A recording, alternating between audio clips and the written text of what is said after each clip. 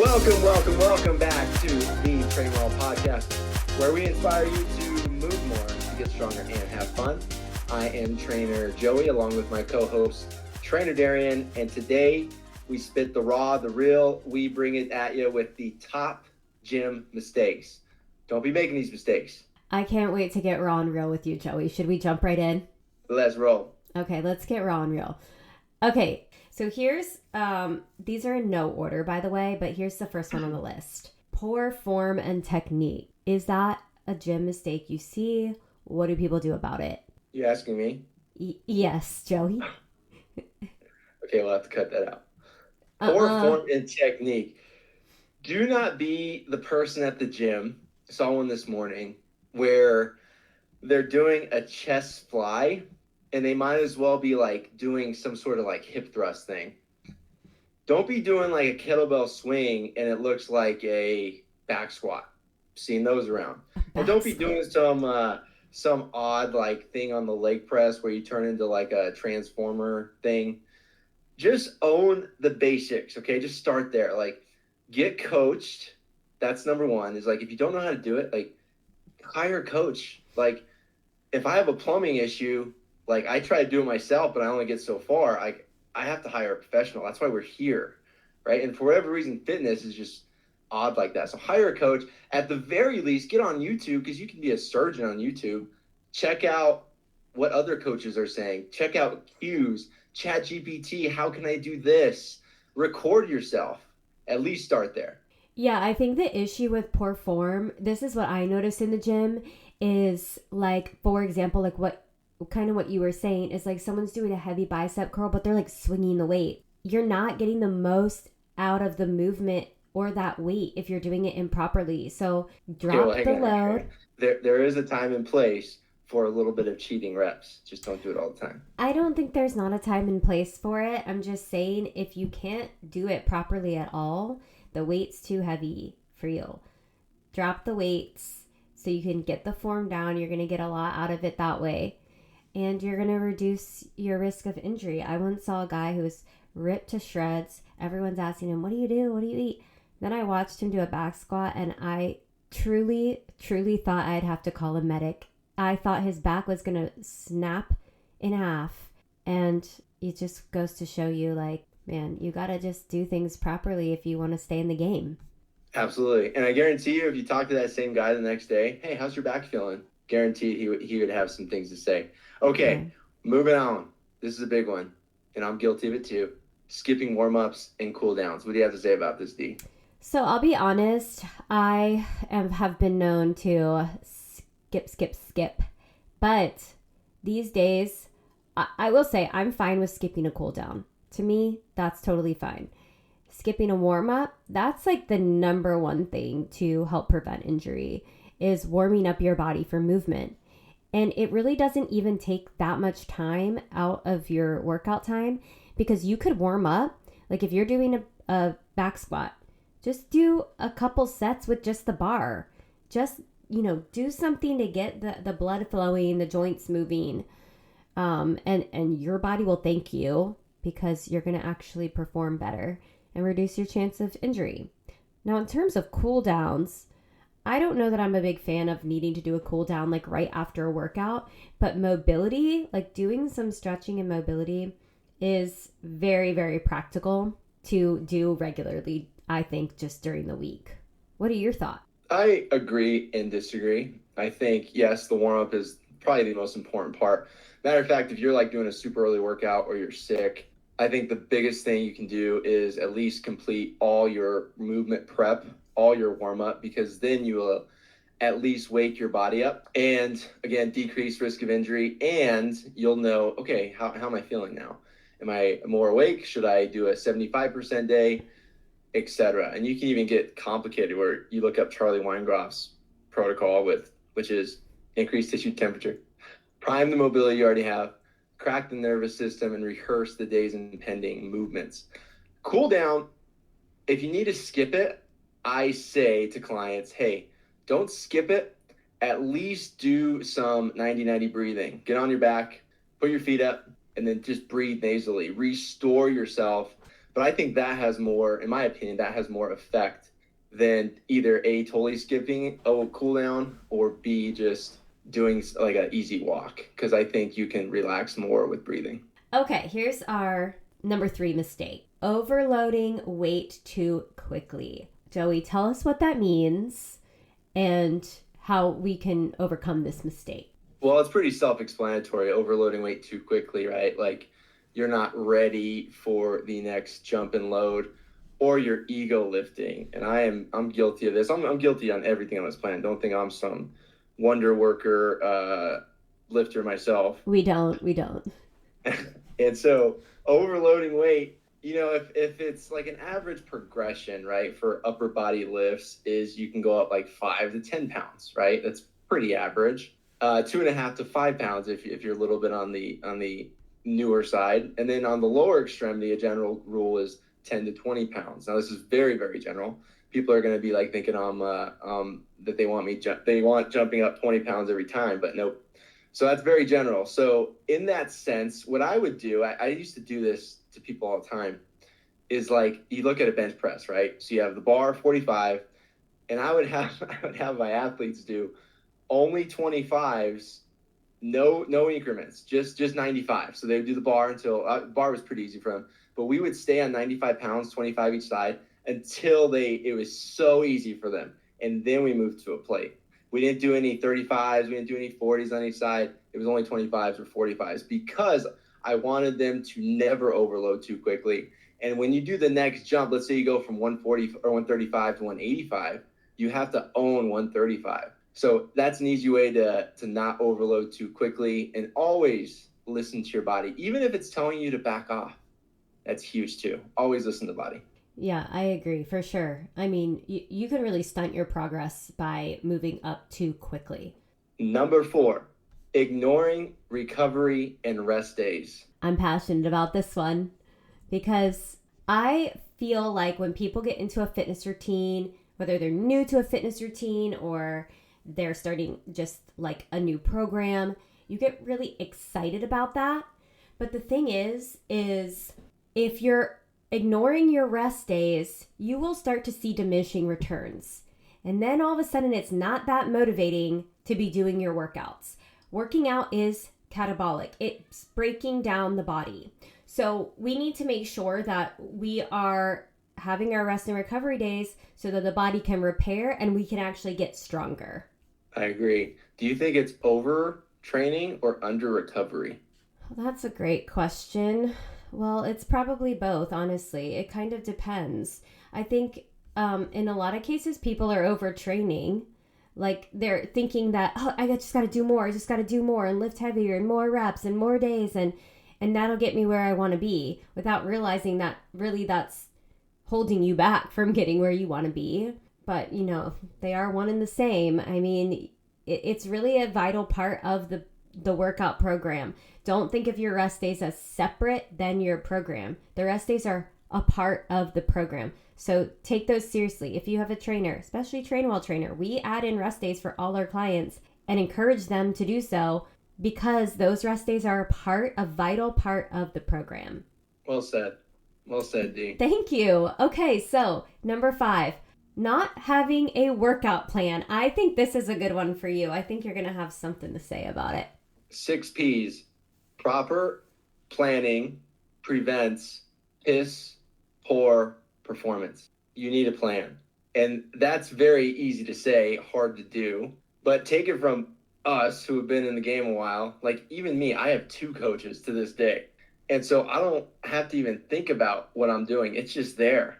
Like the most common thing I hear about, especially I'm speaking to college athletes out there, or any athlete in general, when you stop your sport, when you retire or whatever, the reason why you're successful is you always had this coach and this team and this environment and this workout. It was always a plan, right? Like you didn't have to think about it. You just showed up.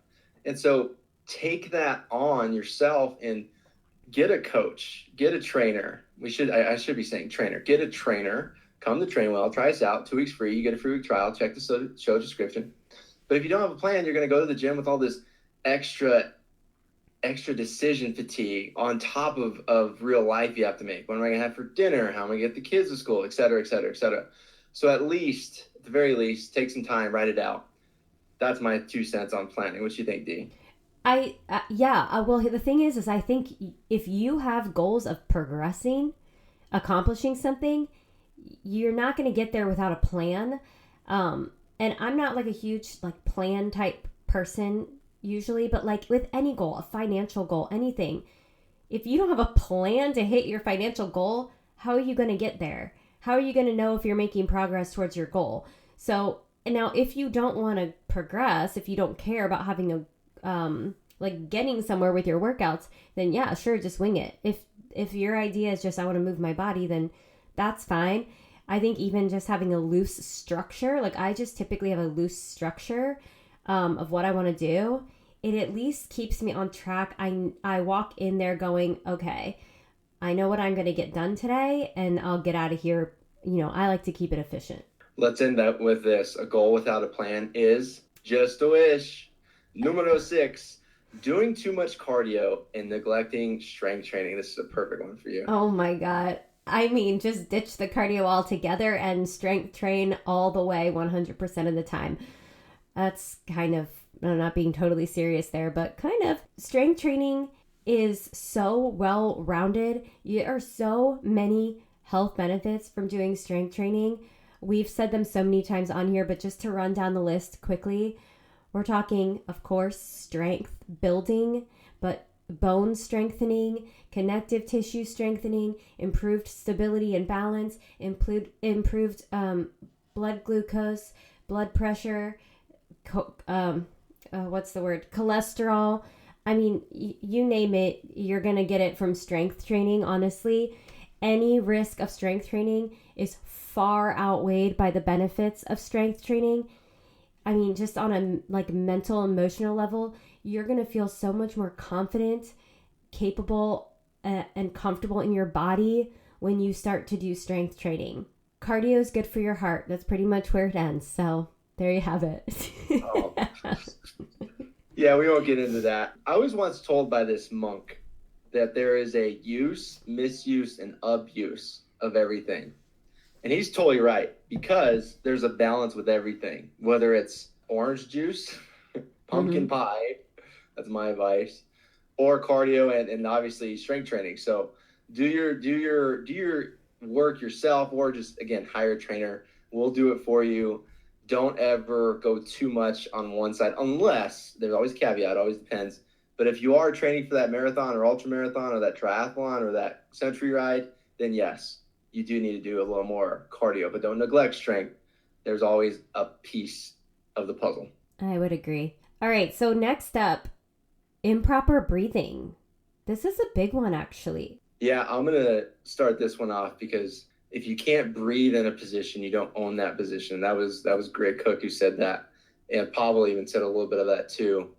And what they really meant by that is, without going too in depth, is that even before like YouTube and Instagram and all this, like you had people, dancers and yogis, who like just move beautifully, right? Without like, all these crazy workout routines and whatnot.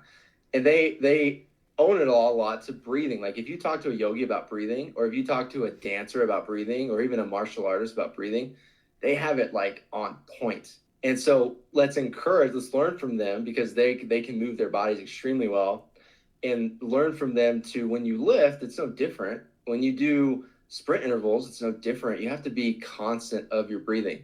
And so, Darian, I'll let you get into the specifics of that, but I'll just end it with this: is own your breathing, own your movement. Yeah, I mean, I think if people want to learn more about breathing, go back and listen to our episode with Lily, because she is a breathwork specialist and talks about how breathing, it can just change your whole, perspective on the day. Really can change the whole way that your body feels. I think the thing about breathing is that your core, the middle part of your body, is like your basis for stability and all other movement. And if you're not breathing properly, you're not utilizing your core properly. The diaphragm and the pelvic floor work together. So, and those are some of the muscles of the core. So when we're like holding our breath, creating that like a ton of intra-abdominal pressure. We're not that there is a place for breath holding for sure when we're lifting heavy loads. But if we're creating too much intra-abdominal pressure, we're not utilizing our breath and our core to its fullest ability. So when you're breathing, when you inhale, you're going to be breathing down into the ribs. The ribs expand, the belly expands. And then on the exhale, and this is when you're actually doing exercise or doing some sort of work, you're going to use that exhale to brace for enough that you need to be able to do that work. So not like you're constantly walking around braced, but the exhale on the hardest part of the movement, coming out of a squat, exhaling to help your core brace. If you're doing an activity, like I like to climb, you can watch people climbing and see when they're starting to panic, when their muscles are fatiguing, they hold their breath. And the thing I say is breathe. Then they can like really focus on the movement and remain calm in their bodies. Went on a tangent, a bit of a tangent. No, that was perfect. I love it. Especially climbing, because you should see me climb. It's like, I'd love to. What I will say is as a general guide, there are different muscle actions, obviously. So like, let's just take a bicep curl. Whenever you perform work, or whenever you lift, okay, listeners, that is generally when you exhale. So if you're coming up from a squat, right, that's generally at the top or halfway through. There's various breathing techniques, but when you're lifting the weight, you will exhale. And then on the eccentric, on the lowering phase, is generally when you want to inhale. Okay, the biggest thing we're trying to get out of this is don't hold your breath unless you've been coached to do so, or unless you're a power lifter, right, or a strong man. There's always a time and a place. It always depends, but generally breathe out when you perform the work, breathe in when you resist the work. Okay, we're doing great. 10 minutes left. I think we will roll with this one next, D. Number 8, skipping leg day. Skipping leg day? Okay, well, I mean, obviously this is a problem, because your legs, the muscles in your legs are your biggest movers. They're your biggest muscle group. That's where you're going to get so much metabolic benefit from working legs. You're also like use your legs to like move your body through space. You got to make sure you have strong legs. I mean, I think just generally speaking, the ladies tend not to skip leg day. So I'm speaking to the dudes who are just benching. It's a bit imbalanced, to say the least. But Joey, I want you to talk about this one, because I feel that you're probably more passionate about it than I am, and I never skip a leg day. I tell all the guys that most guys, right? They not only say most, but I can't speak for a blanket statement. But those looking to gain muscle need to train their legs, because at the end of the day, and Darren, you can agree, disagree here, but I think it is a game of hormones, right? Your hormones dictate your adaptation, which are derived from your stress, which is generally in the form of resistance training, correct? So it's all a game of adaptation, right? Said principle, specific adaptation. And so what I will say about this is those looking to increase muscle mass, you're looking for higher amounts of testosterone, growth hormone, IGF-1, this whole cascade of hormones. And what better way, and what I'm trying to say is the response you get from training your lower extremity, those bigger muscles, they cause a huge cascade of those hormones. So don't skip leg day, even if you're looking to get a bigger chest or bigger arms, because again, the body keeps score. It's a great way to advance your gains. Okay, number 9, sticking to the same routine for too long.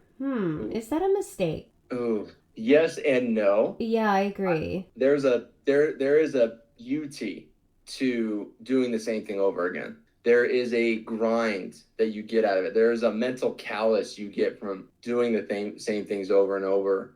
Switching up things too fast is a danger. And in strength and conditioning, we would always say that our programs or blocks are always 6 to 8 weeks. We're not changing a thing. We're going to own the movements before we progress, et cetera, et cetera. And too many people today are switching things up every week, every 2 weeks, every 3 weeks. And so it is a mistake generally, and there's mixed reviews on this, but generally the body can hold on to some good adaptations for at least 6 weeks. That's why we usually do 6 to 8 weeks in strength conditioning. But yes, it is a mistake, but very rarely. I think the more common mistake is switching things up too frequently. Yeah, I would totally agree with that. I think there's like in the YouTube world we live in where they're putting out a new workout every day, whatever it may be. The amount of variety you actually need to see really good results, to have good results is very little. You have the 4 basic movement patterns. Hinge, squat, push, pull. You could just keep doing those forever, obviously. I think the mistake is more in not progressively overloading, like not increasing reps or weights once the movement gets easy for you. Don't forget loaded carries, lunges, and twisty. Oh, I know. I said basic, the 4 basic. There's a lot more too. Let's do our final mistake. Not fueling properly. Tell us about that. Yeah, we talked about this a bit in past episodes. If you want to get stronger and build muscle, you have to eat. You have to fuel your body. I know it's very trendy, especially for women, but for everyone, weight loss is the thing, right? Which means they say a caloric deficit. But if you have goals of, performance improvement, strength improvement, that's really hard to get if you're not eating enough food, especially if you're not eating enough protein and carbohydrate. It's really important to have a well-balanced diet with all 3 macronutrients in your meals. And additionally, making sure that you're fueled before going into a workout. Because your workout, you're not going to get the most out of it if you don't feel like you can complete the workout and like push yourself a bit. And then additionally, once that muscle is broken down, eating a post-workout meal that has protein and carbohydrate. Yeah, your body is a Ferrari and food is fuel. And not only just food, but also hydration. I think most people are pretty dehydrated. So check your hydration, check your fuel. If you really want to get super specific, then hire a dietitian for a week, hire a nutritionist, because most people are under-eating carbohydrates. Most people are under-eating protein, those trying to lose weight, I should say. And you need a balance. I often shock my clients when I tell them, hey, I want you actually upping your carbohydrate intake, upping your protein, and they're still scared. So make sure you're checking the box of thinking of food as your fuel, and again, your body is a Ferrari. Give it what it needs to run clean, to run effectively, all the things. I love it. Those were our 10 common mistakes. Don't do them. Well, some of them weren't even really mistakes, were they? We had to clarify. Number 9. Yeah. Well, that was really fun, Joey. Thank you for running through that list with me. I'm excited to talk to you again next week. And listeners, thank you so much for listening. Once again, please check the description in the show notes in the episode to sign up for trainwell, 14 days for free. Get matched with your very own personal trainer who can help you avoid making all these mistakes. We love you guys so much. Enjoy your week. Enjoy your weekend. Talk to you later. Bye.